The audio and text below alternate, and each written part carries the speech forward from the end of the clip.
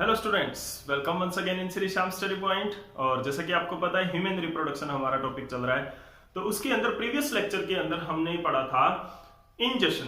तो इंजेशन के बारे में हम कर चुके थे कि ingestion occurs in mouth and mouth के अंदर कौन कौन से पार्ट्स होते हैं, टिथ के बारे में हमने प्रीवियस लेक्चर के अंदर पढ़ा था। तो आज हम पढ़ेंगे एक और मस्कुलर ऑर्गन जो माउथ के अंदर होता है, muscular organ, that is the tongue. Tongue जिसको हम बोलते हैं, तो उसके बारे में पढ़ेंगे। टंग, ह्यूमन बींग्स के अंदर जो टंग होती है वो किस तरह की होती है देखते हैं। तो tongue is a muscular organ. Tongue क्या है? हमारी बॉडी के अंदर एक मस्कुलर ऑर्गन होती है जो कि बक्कल केविटी के अंदर। अभी बक्कल केविटी क्या है हमारे पास? यहाँ पे जो माउथ के अंदर जो केविटी है उसको बक्कल केविटी कहते हैं। ये डायग्राम मैंने डाइजेस्टिव सिस्टम का इसी तरह इसीलिए रखा है आपके लिए, क्योंकि ताकि आप हर एक पार्ट है डायग्रामेटिकली और थ्योरेटिकली दोनों तरह से समझ सको। ठीक है, तो tongue is a muscular organ. The tongue is a muscular organ. Muscles का बना होता है। देखो मस्कुलर ऑर्गन क्या होते हैं? जो मसल्स के बने होते हैं। और मसल्स क्या होते हैं? मसल होते हैं जो हमारी बॉडी के अंदर मूवमेंट्स जो करवाते हैं। मूवमेंट्स करवाने वाले टिश्यू को मसल्स बोलते हैं। यानी कि muscles are the tissue in the body which leads to any movement. किसी भी तरह की मूवमेंट जो होती है वो मसल्स के थ्रू होती है हमारी बॉडी के अंदर। तो मसल टिश्यू, मस्कुलर टिश्यू का काम होता है मूवमेंट्स। तो टंग भी हमारी मूवमेंट करती है। तो ये एक मस्कुलर ऑर्गन होता है। इन द, कहां पे होता है? In the buccal cavity. Buccal cavity के अंदर होता है। और बक्कल केविटी कौन सी होती है? माउथ की जो केविटी होती है। केविटी का मतलब जहां पर भी साइंस में आएगा वो आएगा जगह, अगर कहीं पर है खाली जगह, अगर कहीं पर है तो उसको हम केविटी बोलेंगे। ठीक है, स्पेस। तो ये क्या है? Tongue is a muscular organ which is present in our buccal cavity. अब कहां से? इसका जो एक एंड होता है ना, जो पीछे वाला, पूरी टंग वैसे तो क्या होती है हमारी? फ्री होती है। इस तरह से पूरी की पूरी टंग फ्री होती है। लेकिन जो ये इसका पीछे वाला हिस्सा जो होता है, पार्ट होता है, वो कहां जुड़ा होता है? वो हमारे बक्कल केविटी के, यानी मुंह के अंदर जो मुंह का फर्श होता है, फ्लोर ऑफ द माउथ। ठीक है, and it is the tongue is it is attached to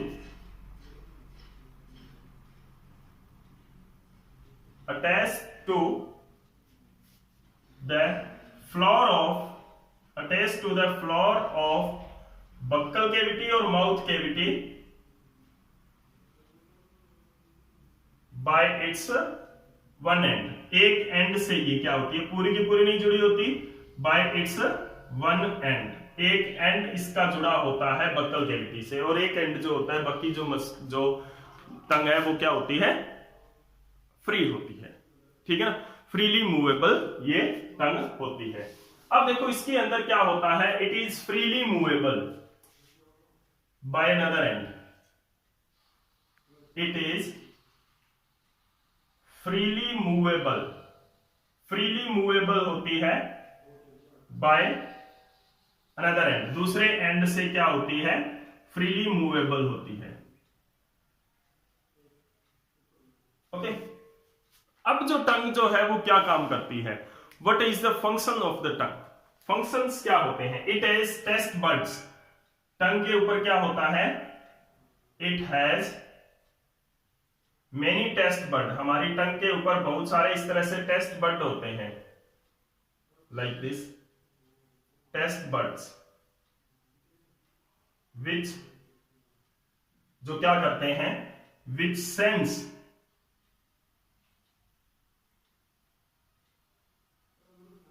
the taste of food material. Food material का टेस्ट हमें बताती है, जो कि ठीक है ना।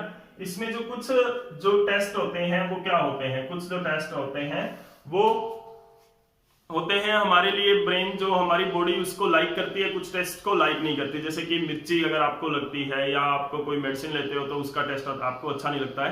तो उसके अंदर क्या होता है? जो टेस्ट होता है मटेरियल का, वो अगर आप बिना टंग के टच किए कोई चीज खाते हो तो आप उसका टेस्ट नहीं बता सकते कि ये तीखा है कि कड़वा है कि बिटर है कि किस तरह का स्वीट है, मीठा है, कैसा टेस्ट है इस चीज का।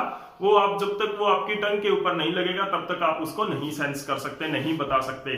तो ये एक बढ़िया चीज है, फायदेमंद चीज है कि अगर आपको मेडिसिन लेनी होती है कोई भी मेडिसिन लेनी होती है ना तो बहुत आप मतलब अलग अलग तरह के मुंह बनाते हो ना, तो मेडिसिन लेने के लिए क्या है कि आप एक बहुत अच्छा तरीका है कि आप उसको अपनी टंग के ऊपर, कोई भी टेबलेट आपने लेनी है, आप कम से कम कोशिश करो कि आपकी टंग उसको टच हो, तो आप उसका टेस्ट नहीं कर पाओगे। ठीक है, अब देखो मेन फंक्शंस ऑफ द टंग क्या होता है, क्या क्या फंक्शंस हैं वो टंग के होते हैं। तो main functions of the tongue are it help in the testing of material, it help in that, first function क्या है, to test the food items और फूड मटेरियल, कोई भी मटेरियल को टेस्ट करने के लिए। दूसरा जो फंक्शन होता है इसका वो क्या होता है, it help in the mixing of saliva, क्योंकि माउथ के अंदर सलाइवरी ग्लैंड से सलाइवा प्रोड्यूस होगा, mixing of saliva in food, saliva को मिक्स करती है, सलाइवा को मिक्स कर देती है फूड के अंदर, और सलाइवा के अंदर हमें पता है सलाइवरी अमाइलेज होता है जो कि उसका डाइजेशन करवाता है फिर। ठीक है, तो mixing of saliva in food हो गया।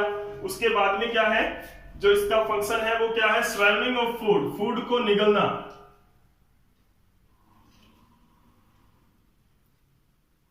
स्वेलिंग ऑफ फूड, फूड को निगलना माउथ से, यानी कि हमारे माउथ के अंदर जब सारी प्रोसेसिंग हो गई है, चेविंग ऑफ फूड हो चुका है और सलाइवरी अमाइलेज से डाइजेशन उसका हो चुका है क्योंकि मिक्सिंग ऑफ सलाइवा इसके अंदर हो गया, तो अब ये जो फूड यहां से है वो कहां एंटर करेगा, into the pharynx and oesophagus.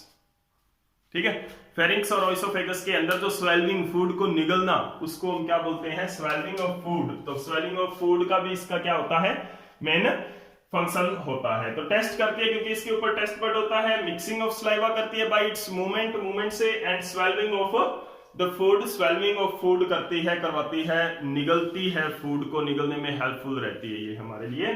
तो this is the function and structure of the tongue, tongue किस तरह की होती है, क्या क्या उसके फीचर्स होते हैं और क्या उसका फंक्शन होता है। द नेक्स्ट पार्ट जो होता है हमारा इंजेक्शन के अंदर, वो क्या होता है, जो फूड है वो हमारा कहां चला गया है, अब बक्कल कैविटी से आगे जाएगा। तो बक्कल कैविटी से आगे कहां जाएगा, अब फेरिंक्स एंड ओइसोफेगस के अंदर। तो पढ़ते हैं फेरिंक्स और ओइसोफेगस के बारे में। सेकंड पार्ट जो हमारा डाइजेस्टिव ट्रैक्ट का है वो क्या है, उसके बाद में जो फूड है वो कहां एंटर करेगा, the food enters in the oesophagus, oesophagus के अंदर फूड एंटर करता है, ओइसोफेगस इसके अंदर फूड एंटर करेगा थ्रू फेरिंक्स, फेरिंक्स के through,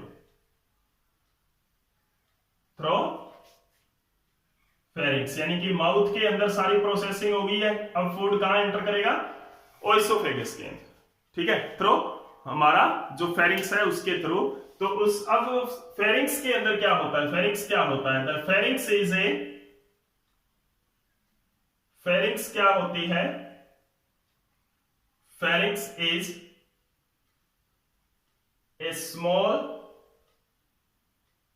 tube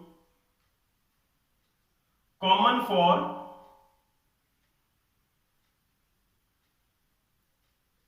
respiration and digestion, respiration common for windpipe and food pipe, ये आप कह सकते हो common duct for a tube common for a windpipe and food pipe, यानी कि विंड पाइप में जो एयर जानी होती है वो भी इसके थ्रू आती है यहां से, और एंड फूड पाइप के अंदर यानी ओइसोफेगस के अंदर जो फूड जाना होता है वो भी इसी के थ्रू जाता है, and it is present in the neck, हमारी गर्दन के अंदर ये होती है। ठीक है ना, अब उसके बाद में क्या आता है, नेक्स्ट पार्ट जो हमारा है वो क्या है, पहला पार्ट था इंजेक्शन में माउथ, दूसरा पार्ट है हमारा ओइसोफेगस। देखो ये इंजेक्शन में नहीं आता वैसे तो ओइसोफेगस, इंजेक्शन में तो सिर्फ माउथ ही आएगा। ठीक है, और क्योंकि यहाँ पे कोई डाइजेशन भी नहीं होता है तो पहली प्रोसेस इंजेक्शन होती है, उसके बाद में डाइजेशन होता है। तो यहाँ पे ओइसोफेगस में ना तो इंजेक्शन हम बोल सकते हैं, ओइसोफेगस में ना हम डाइजेशन बोल सकते हैं पूरी तरह से, क्योंकि ना तो यहाँ पर कोई डाइजेशन होता है और इंजेक्शन माउथ के थ्रू होता है। तो नेक्स्ट पार्ट हमारा है एलिमेंट्री कैनाल, इसीलिए हम इसको बीच में पढ़ते हैं, इंजेशन और डाइजेशन के बीच में हम इसको पढ़ेंगे। तो जो जो पार्ट्स बीच में आएंगे कोई प्रोसेस के, तो उनको हम बीच में ही पढ़ेंगे ताकि सही हमारा सीक्वेंस बना रहे। ठीक है, एलिमेंट्री कैनाल का। तो ओइसोफेगस क्या होता है? Oesophagus is a long tube of 25 centimetre length, 25 centimetre length की एक लॉन्ग ट्यूब होती है। It runs along the chest cavity, along the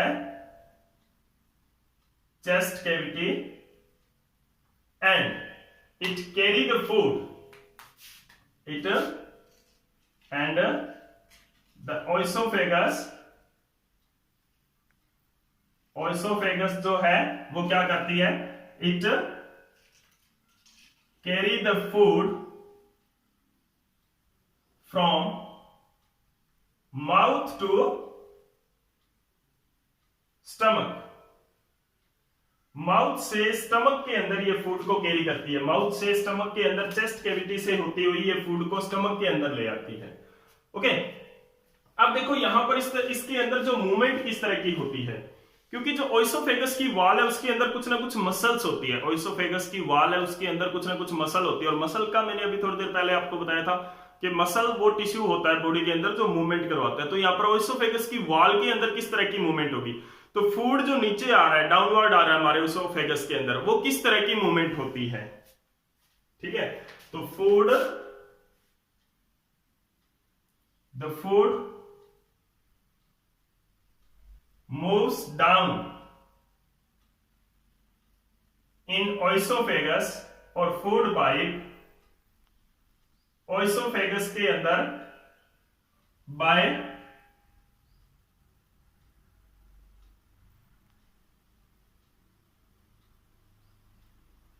contraction and relaxation.